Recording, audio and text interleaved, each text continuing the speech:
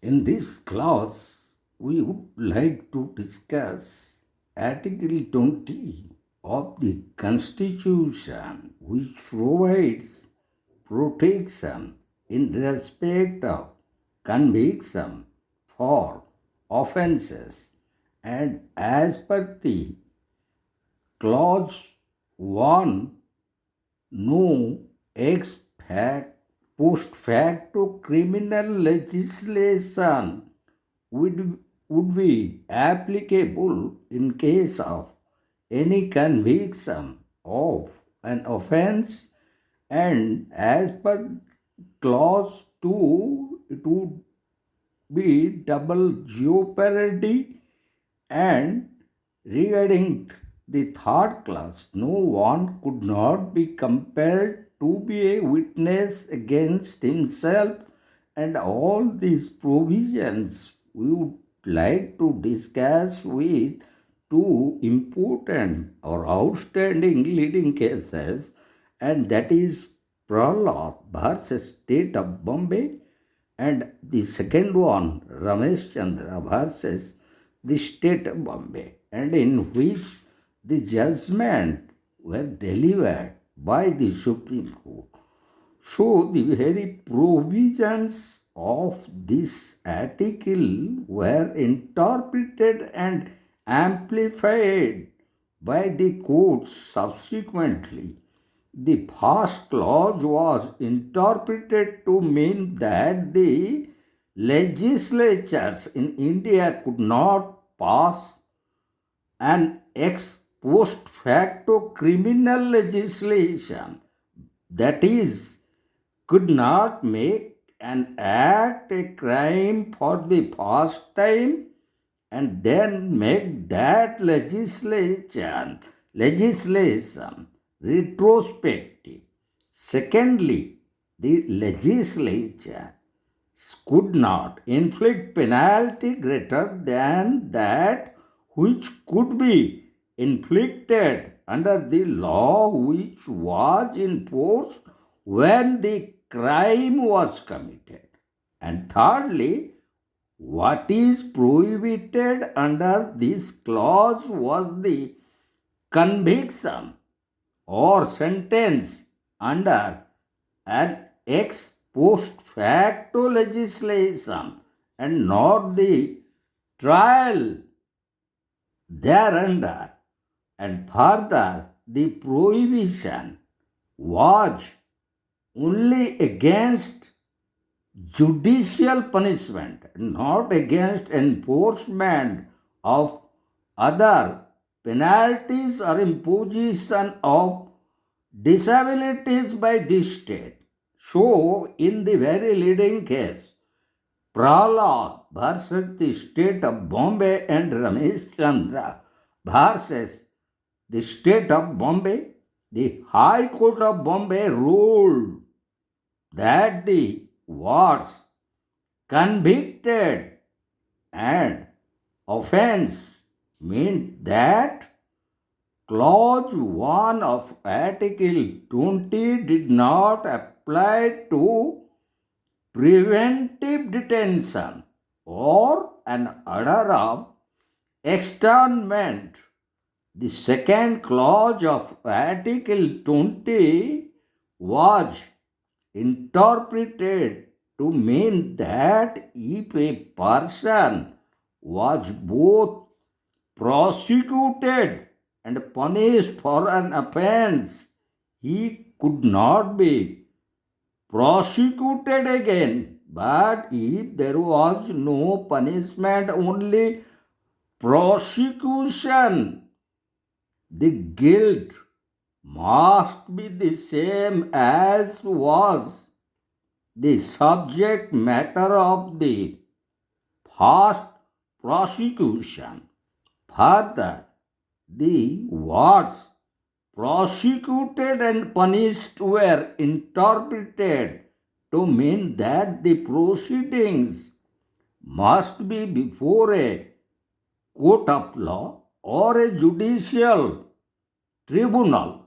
The word punishment was interpreted to mean punishment by a court and not other penalties that might be imposed by any executive authority that was empowered to take some sort of disciplinary action under some statute. The third clause of the Article 20 was interpreted by the Supreme Court to mean that the protection of that clause was applicable to only criminal proceedings before a court of law and not to civil proceedings. The word person was interpreted by the Supreme Court as extending to corporations also, while this clause laid down that a person accused of an offense could not be compelled to be a witness against himself. The Supreme Court interpreted this to mean that he could voluntarily, without any coercion or force or threat, admit the commission of the guilt. He could, however, retract subsequently. The word witness was interpreted to mean not only oral but also documentary evidence.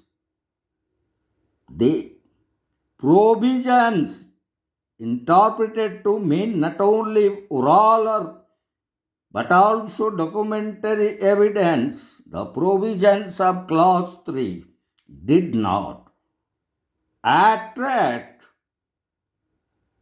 unless and until an accused was compelled to incriminate himself, as it was decided in the very leading case, Ramesh Chandra versus the State of Bombay. So, after analyzing the very provisions of Article 20, as we found there should not be any conviction for an offense without due process of law, and that due process of law and procedure established by law. And regarding procedure established by law, no ex post facto criminal legislation could be applicable for an offense. So, when the very offense is committed, the law in force, that is the criminal law in force in the territory, would be applicable, and the second clause clearly establishes that no one can be or shall be prosecuted and punished for the same offense more than once. It means that no one can be prosecuted and punished twice for the same offense.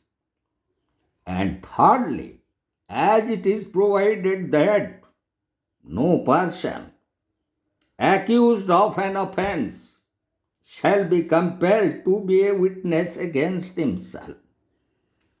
So, this provision of Article 20, as it was explained why the High Court of Bombay, so also the Supreme Court in the leading cases like Prahlad versus State of Bombay and Ramesh Chandra versus the State of Bombay. So, in our upcoming video, we would definitely analyze the very scope of Article 20, so also its applicability, its retrospective operation of a statute, and regarding no right in procedure at law, and doctrine of double jeopardy, so also the successive punishment must be criminal in character, and regarding that we'll discuss two maxims: autor foes acquit and autor foes convict, and also ex post facto law. So, in our upcoming video, we'll discuss all these ingredients we found in respect to Article 20 and its three different clauses.